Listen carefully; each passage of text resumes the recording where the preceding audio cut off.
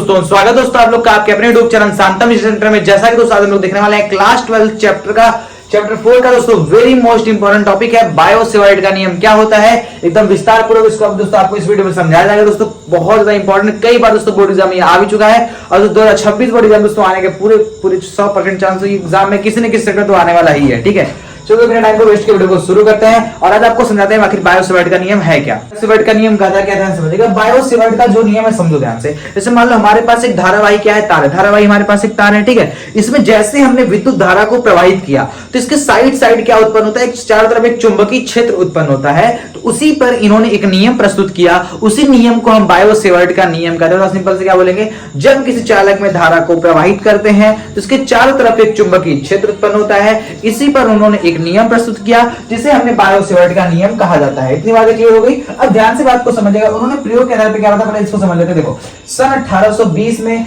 फ्रांसीसी वैज्ञानिक bio Savart ने किसी चालक के चारों और उत्पन्न चुंबकीय क्षेत्र के संबंध में एक नियम प्रस्तुत किया जिसे बायो सेवर्ट का नियम कहते हैं। इतनी बातें क्लियर हो गई। बताओ ध्यान से क्या बताया गया। जब किसी चालक में हम धारा को प्रवाहित करेंगे तो इसके चारों तरफ एक चुंबकीय क्षेत्र उत्पन्न होता है। तो इस पे उन्होंने क्या किया भैया, एक नियम प्रस्तुत किया जिसे हम लोग बायो सेवर्ट का नियम कहते हैं। इतनी बातें क्लियर हो गई। अब हम लोग ध्यान समझते हैं। सुनो, इस नियम के अनुसार उन्होंने अपने प्रयोग के अनुसार प्रयोग के अनुसार समझते हैं, प्रयोग के अनुसार, ठीक है। जो उन्होंने प्रयोग किया था, प्रयोग के अनुसार क्या बताया, उन्होंने बताया किसी धारावाही चालक के छोटे भाग जो डेल्टा एल उसकी लंबाई है, जो चालक की जो लंबाई है, छोटे खंड की लंबाई, उसको डेल्टा एल बोलेंगे। और जो इसके द्वारा किसी बिंदु P पर उत्पन्न चुंबकीय क्षेत्र जो डेल्टा बी है, यह निम्न बातों पर निर्भर करता है। यानी ध्यान समझिएगा, डेल्टा एल हो गया, चालक की लंबाई डेल्टा एल हो गई। इसमें जो बर ये धारा उसको हम लोग क्या बोलेंगे, आई बोलेंगे। इसके तरफ जो चुंबकीय क्षेत्र उत्पन्न हो रहा है हम लोग डेल्टा बी बोलेंगे। अब देखो यहाँ पे डेल्टा एल और ये हो गया बिंदु पी, इनके बीच की दूरी को हम लोग क्या बोलते हैं, आर बोलते हैं। इसका जो एंगल बन रहा है इसको हम लोग बोलेंगे थीटा। बोलो, इसमें कोई दिक्कत तो नहीं है। चलो अब लोग ध्यान से बात को समझिएगा। देखो अब हम लोग यहाँ पे काम करेंगे। सबसे पहले पॉइंट में क्या लिखना है हम लोग को, पहला पॉइंट यहाँ से शुरू करते हैं, ठीक है। तो पहले पॉइंट में लिखेंगे यह क्या लिखेंगे, यह विद्युत धारा यह चालक में बहने वाली है। यह क्या लिखेंगे, यह चालक में बहने वाली धारा आई के समानुपाती होता है, समानुपाती होता है। तो ध्यान से बात को समझिएगा। बताओ क्या कर रहा है, बताओ। देखो, समानुपाती को हम लोग बोलते हैं अनुक्रमानुपाती, ठीक है। दोनों बातें एक ही है, ध्यान समझिए। क्या ये चालक में बहने वाली धारा आई की क्या होता है, समानुपाती होता है। तो बताओ किसकी बात हो रही है, चुंबकीय क्षेत्र की बात हो रही है। जो चुंबकीय क्षेत्र जो डेल्टा बी है यह किसके समानुपाती होता है, तो धारा आई की क्या होता है, यह समानुपाती होता है। बताओ यहाँ तक किसी को दिक्कत है, सारी बातें क्लियर हो गई। अब देखो पॉइंट नंबर 2 हमें क्या समझाता है, कहता है जो यह है ना, यह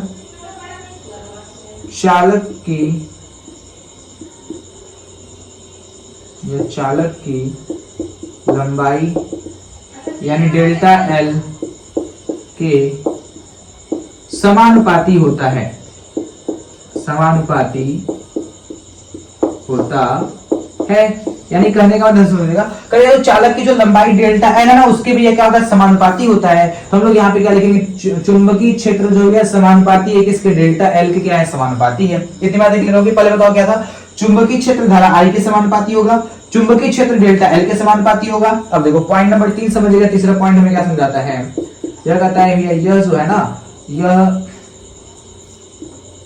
साइन थीटा के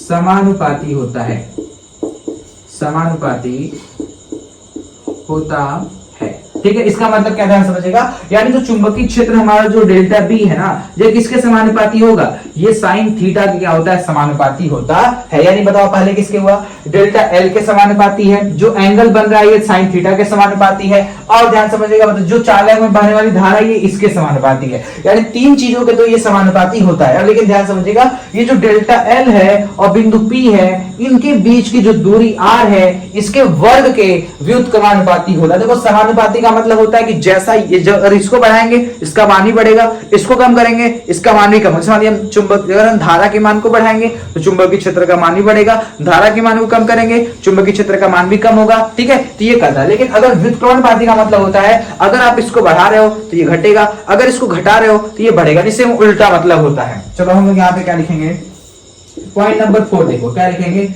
यह जो है ना डेल्टा एल और बिंदु P के बीच की दूरी के, फिर से लिखो, डेल्टा एल और बिंदु P के बीच की दूरी के वर्ग के व्युत्क्रमानुपाती होता है, व्युत्क्रमानुपाती होता है। ठीक है, इतनी बात के लिए बताओ ध्यान से क्या करा है। जो ये डेल्टा एल है ना बिंदु P के बीच की दूरी, यानी डेल्टा एल और बिंदु P के बीच की दूरी जो r है इसके वर्ग के व्युत्क्रमानुपाती होता है। ध्यान रखेंगे डेल्टा चुंबकीय क्षेत्र जो B है यह व्युत्क्रमानुपाती होता है 1/r² के। इतनी बातें क्लियर होगी। बताओ इनके बीच की दूरी कितनी, बताओ r है तो इसके वर्ग के क्या होगा, व्युत्क्रमानुपाती होगा। इतनी बातें क्लियर होगी। बताओ समीकरण नंबर हमारा ये 1 बन गया, ये समीकरण नंबर 2 बन गया, ये समीकरण नंबर 3 बन गया, और बताइए ये समीकरण नंबर क्या बन गया हमारा 4 बन गया। तो इसमें किसी को दिक्कत है, बताओ। सारा बात आराम से हो जाएगा, थोड़ा जगह कम इसलिए नहीं हाल नहीं तो आपको कॉपी में नीचे ही लिखेगा। ठीक है, तो समीकरण 1 2 3 4 चारों समीकरण हो गए। अब देखिए चारों समीकरण को जोड़ने पर अभी होगी आराम से, यहाँ तक आप लोग अच्छी तरीके से कर लोगे। समीकरण 4 बना लिए तो थोड़ा जगह दोस्तों कम पड़ा था इसलिए हमने इस फिगर को हमने यहाँ बना दिया है ताकि आपको कोई दिक्कत ना हो। ठीक है, ये देखो चालक में बहने वाली धारा है, ये डेल्टा एल है, ये बिंदु P, ये चुंबकीय क्षेत्र, इसका जो एंगल है उसकी बीच की दूरी कितनी r, ये सारी बातें मैंने यहाँ बता चुका है। ठीक है, अब देखो ध्यान से आपको क्या बताना है, इसकी आगे करेंगे। सुनो, समीकरण 1 हो गया, 2 हो गया, 3 हो गया, 4 दे देंगे। चारों समीकरण को मिलाने पर क्या लिखेंगे, चारों समीकरण को मिलाने पर जो चारों समीकरण को मिलाएंगे बताओ क्या होगा, बताओ फटाक से क्या होगा। यानी कि सब में बताओ delta B delta B delta B delta B सब में है तो यहाँ पे लिख देंगे भैया डेल्टा बी। हो गया इस तरह से। अब बताओ समानुपाती किसके है, बताओ तो यहाँ पे किसके समानुपाती था, बताओ आई के था, और क्या था बताओ डेल्टा एल के समानुपाती था, और किसके था साइन थीटा के समानुपाती।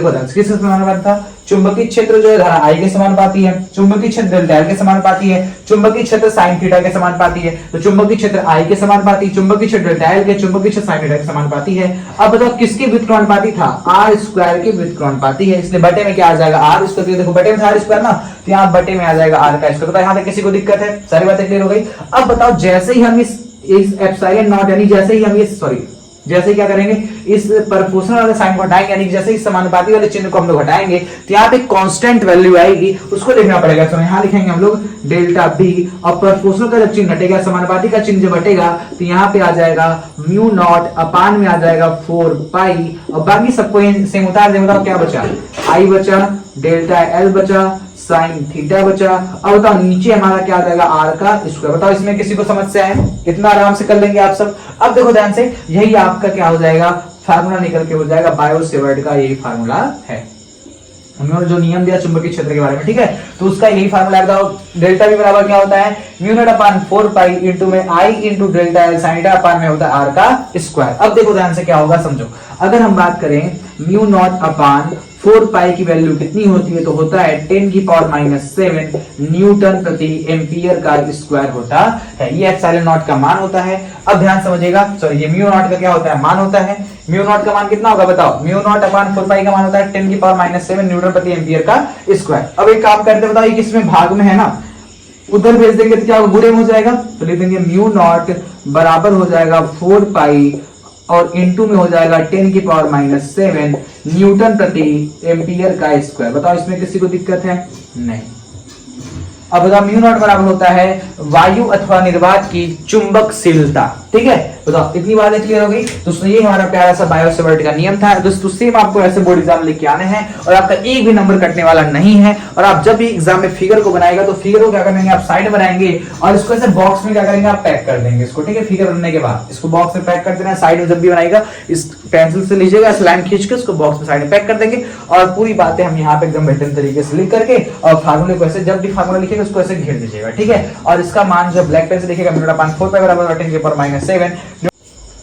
उम्मीद कर दोस्तों आपको यहाँ तक सारा टॉपिक एकदम बेहतरीन तरीके से समझ आया होगा, इसमें कहीं भी दोस्तों कहीं भी कोई प्रॉब्लम नहीं हुआ होगा। ठीक है, अगर दोस्तों आपको वीडियो अच्छी लगे तो वीडियो को लाइक कीजिएगा और चैनल पर नए हैं तो चैनल को सब्सक्राइब कर दीजिएगा और बेल आइकन नोटिफिकेशन जरूर प्रेस कर दीजिएगा ताकि मैं डेली जितनी वीडियो बनाऊं उसका नोटिफिकेशन आपके मोबाइल पे आता रहे और आप लोग मन लगा के अच्छे तरीके से पढ़ाई करते रहे दोस्तों। और दोस्तों ऐसे ही आप लोग अपना प्यार और सपोर्ट बनाए रखिए, जैसे दोस्तों हम लोग का चैनल मोनेटाइज होने वाला है और ऐसे ही आप लोग का प्यार सपोर्ट बना रहेगा, जल्दी जल्दी चैनल मोनेटाइज हो भी जाएगा। ठीक है, आपको मेरे नेक्स्ट वीडियो में तक बाय बाय, जय हिंद, वंदे मातरम।